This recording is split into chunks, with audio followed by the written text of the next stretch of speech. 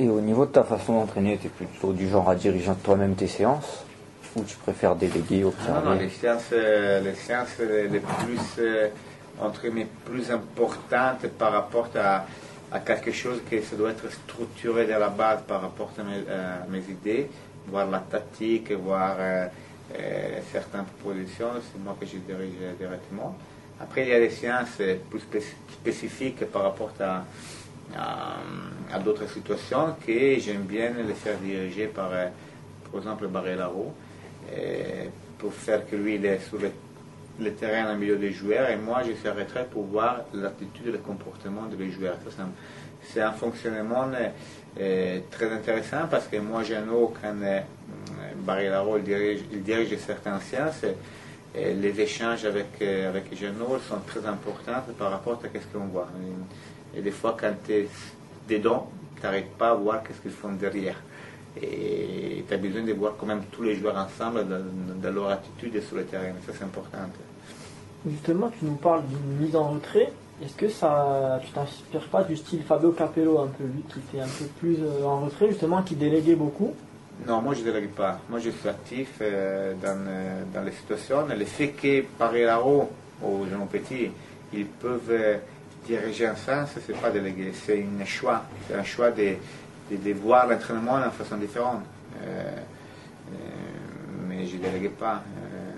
Quand Jean Petit ou Fred Barry Laro ils sont en train de diriger un sens, c'est parce que moi j'ai vu qu'ils viennent diriger comme ça, et je regarde qu'est-ce qui se passe. C'est notre façon de lecture de l'entraînement et de la façon des joueurs à interpréter l'entraînement. On le sait, tu as côtoyé des grands coachs, Saki, Capello. Qu'est-ce qu'ils t'ont transmis eux, que tu transmets, que tu souhaites, quel héritage en fait tu souhaites transmettre à tes joueurs, vraiment les valeurs qui t'ont marqué?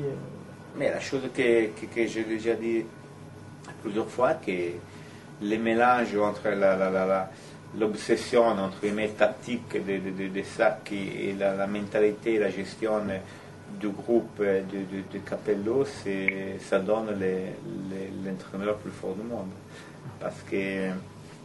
Parce que Sacchi, il t'a fait apprendre à jouer au football. Il t'a fait devenir un joueur de football. Il t'a fait apprendre comment être sur un terrain de football. Et qu'est-ce que tu dois faire sur un terrain de football. Capello, il est plus dans la gestion du vestiaire, du groupe, de la mentalité, du psychologique. Parce que lui, à différence de Sacchi, il est plus dans l'idée d'entraîner des équipes déjà importantes, avec des joueurs qui n'ont pas forcément besoin de lui dire les déplacements à faire, parce qu'il les connaît déjà. Et alors là, c'est un peu comme un Mourinho, on entre dans la psychologie, de la gestion, de la motivation du groupe. Justement, depuis que tu as pris les rênes du club, est-ce que ça t'est arrivé de demander conseil à tes anciens entraîneurs? Non, ça ne m'a pas encore arrivé. J'ai eu des échanges avec certains entraîneurs, mais pas forcément, je n'ai pas appelé Sacchi ou Capello pour dire qu'est-ce que je dois faire là. Je le sais, qu'est-ce que je dois faire. Je l'ai déjà bien dans la tête parce que je l'ai eu pour beaucoup d'années. Et voilà, non. J'ai les idées assez claires. Et après, comme j'ai dit, quand j'ai fait ce choix-là d'être entraîneur, et j'ai eu la possibilité de choisir des personnes qui pouvaient être avec moi sur le terrain. Aujourd'hui, vous l'avez vu. Et il y a un échange très positif et il y a quand même une aide importante de la part des deux. Il ne faut pas oublier qu'une, ça fait 42 ans qu'il est au club et il a quand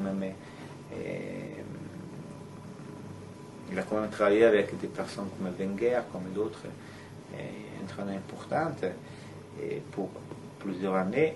Et l'autre, au-delà de la connaissance qu'elle a en plus de pas mal de joueurs qu'on a là, et d'autres, l'autre Barry Laro, il a une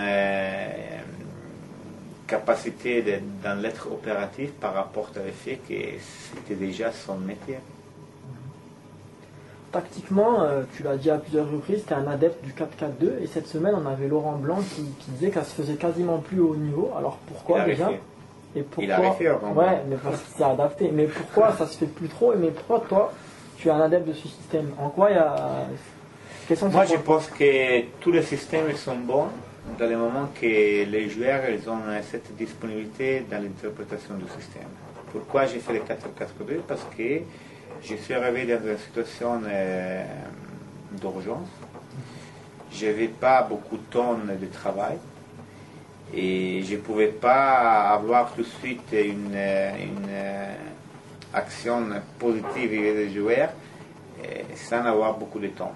Et le 4-4-2, c'est le système le plus facile, au-delà que moi, j'ai gagné dans ma carrière qu'avec le 4-4-2, parce qu'à Milan, on jouait 4-4-2. Mais c'est le système le plus facile à apprendre, à intégrer, même sur un jour. Parce que statistiquement, déjà, c'est le système qui couvre plus d'espace sur le terrain, les 66%, chose que les autres systèmes ne font pas. Comme j'ai dit, dans l'urgence, je ne pouvais pas imposer d'autres idées que j'ai, bien sûr, parce que j'ai d'autres idées par rapport à l'évolution d'un 4-4-2, mais je ne pouvais pas venir et commencer à faire les théories de 4-3-3, 4-2-1. C'est impossible, parce que l'urgence de faire 3 matchs sur 10 jours, c'était trop.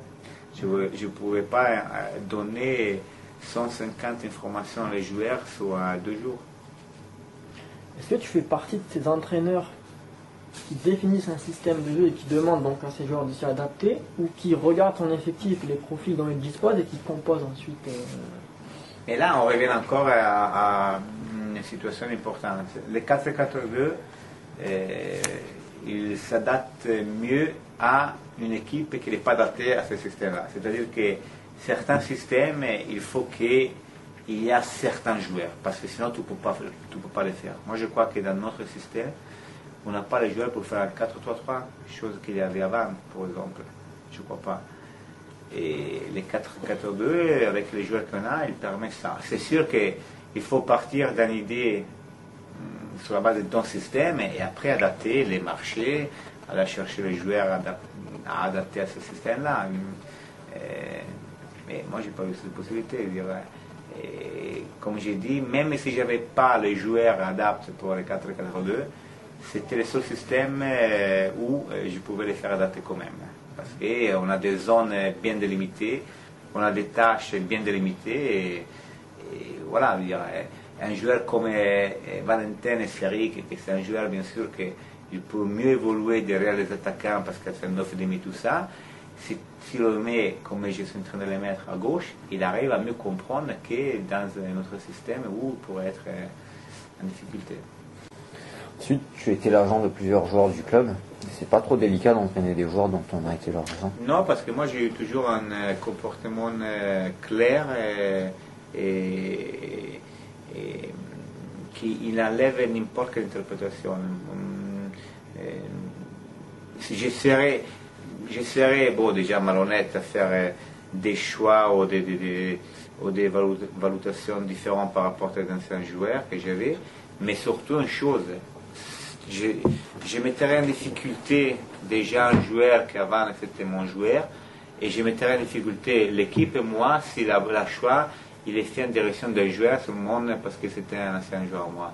Les joueurs le savent très bien, les joueurs que j'avais, soit ils font les choses qu'ils doivent faire, soit ils ne jouent pas, mais ils ont les mêmes jugements que les autres. Et je ne crois pas qu'aujourd'hui j'ai fait des choses qui peuvent faire penser le contraire.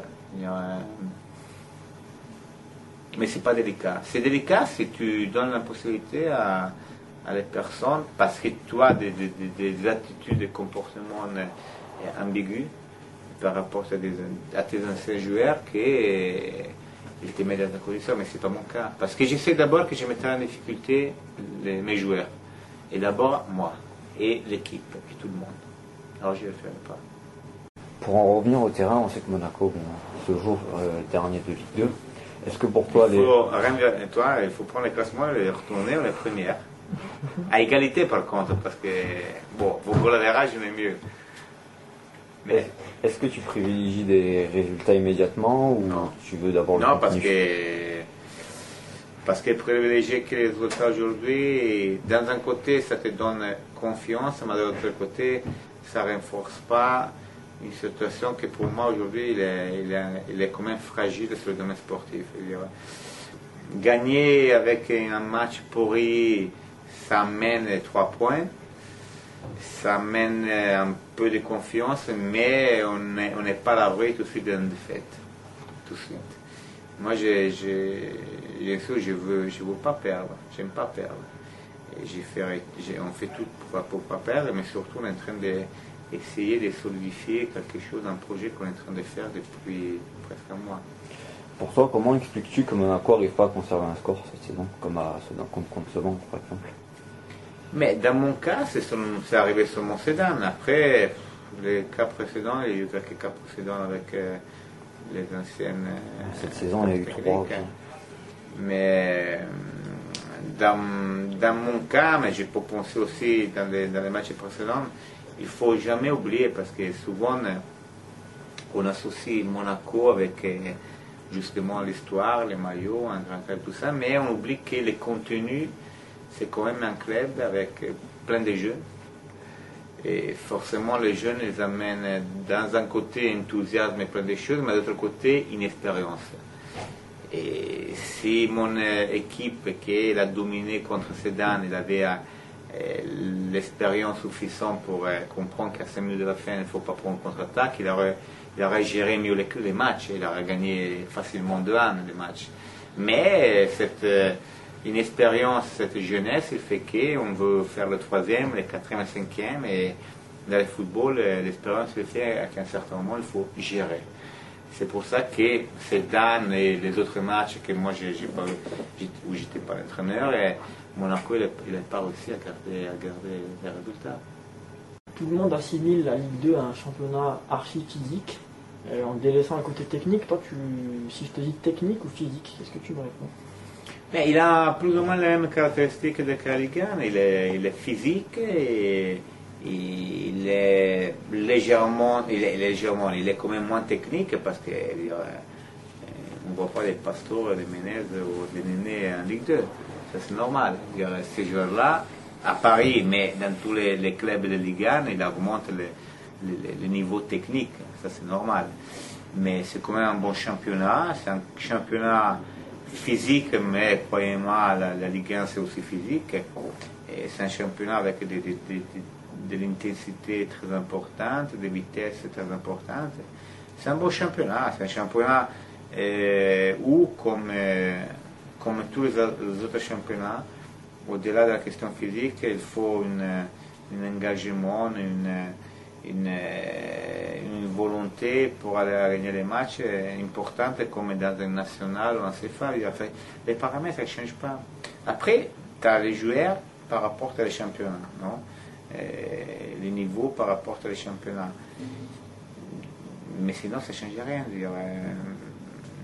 Avec la même équipe, j'aurai les mêmes discours, j'aurai les mêmes façons de travailler en Ligue 1, en national.